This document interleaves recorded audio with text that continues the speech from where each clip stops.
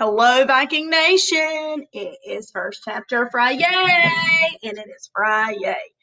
It's also Red Ribbon Week, so you may not watch it today. You may get it one day next week. I'm not real sure, but we're going to do it anyway, okay? So today we're going to read A Guard Dog Named Honey, and it is Dennis Gosler. Orenstein is the author. This is in the Animal Stories on the TES Media Center side. And it's a dark purple square, so that's one of our higher level books. So that might help some of you guys who are looking for some higher levels to read. Until one has loved an animal, a part of one's soul remains unawakened. Part 1, Down Under. Chapter 1. My brother was arrested on my 11th birthday. Sheriff Ernestine Cobb showed up at our door just as we were sitting down to cut into Tutti Frutti 3-layer cake, the kind my mother made every year. She always hid gummy bears in each layer, and back when we were little kids, Willis and I fought over the biggest slice.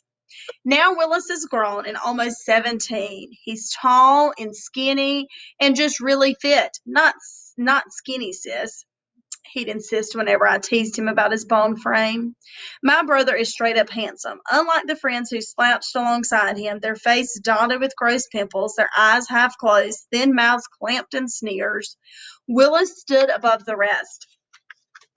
His shoulders squared, held head high, his tan face smooth as the lagoon water down the road from our house, and his eyes that same bluish-green lagoon color, too.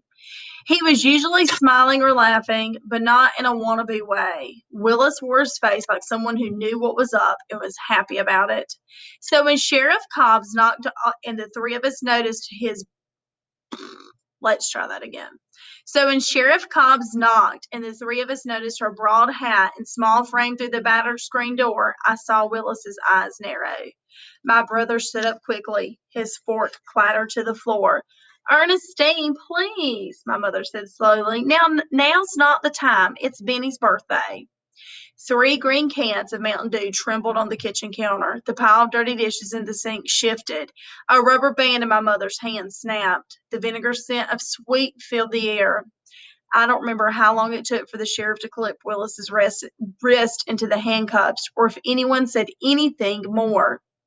The afternoon slowly turned into weepy green right inside my birthday kitchen, a yellowish, pukish green like the rain clouds outside. I might have gotten kind of dizzy, kind of wobbly on my feet as the sheriff led Willis slowly out the door. Reaching for the back of the kitchen chair to steady myself, I stumbled, and then I sat down quickly. My mother looked at me blankly, then poured a glass of water from the sink into an old jelly jar.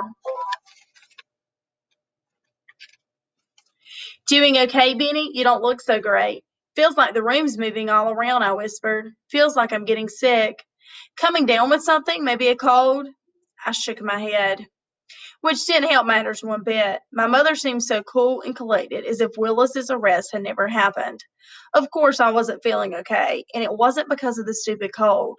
Kind of like everything's spinning. Feeling dizzy? I nodded. The room heaved and then dipped like a boat. Vertigo, my mother said softly, handing me the water.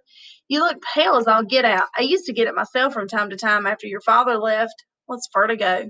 My voice sounded hollow as it's coming from deep tunnel from far away. It means losing your balance, said my mother. It's the sense that your world is turned upside down, like everything around you is moving and it just won't stop. Put your head down for a second, Benny, and drink up. That should do the trick. So I laid my head down on the square oak table in front of me, and I closed my eyes.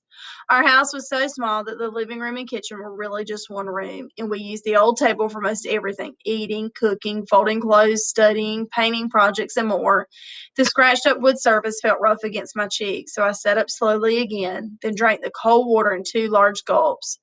Blurry plywood walls and squat windows came back into focus, and the floor steadied. But when I turned to tell my mother that I felt better, I saw that she was washing dishes left from breakfast, the rush of water from the faucet so loud that I knew she would be able to hear me. Chapter 2. So if you like Chapter 1 and you want to find out how the guard dog named Honey comes into the story, come check it out in the Media Center this week. Have a great day.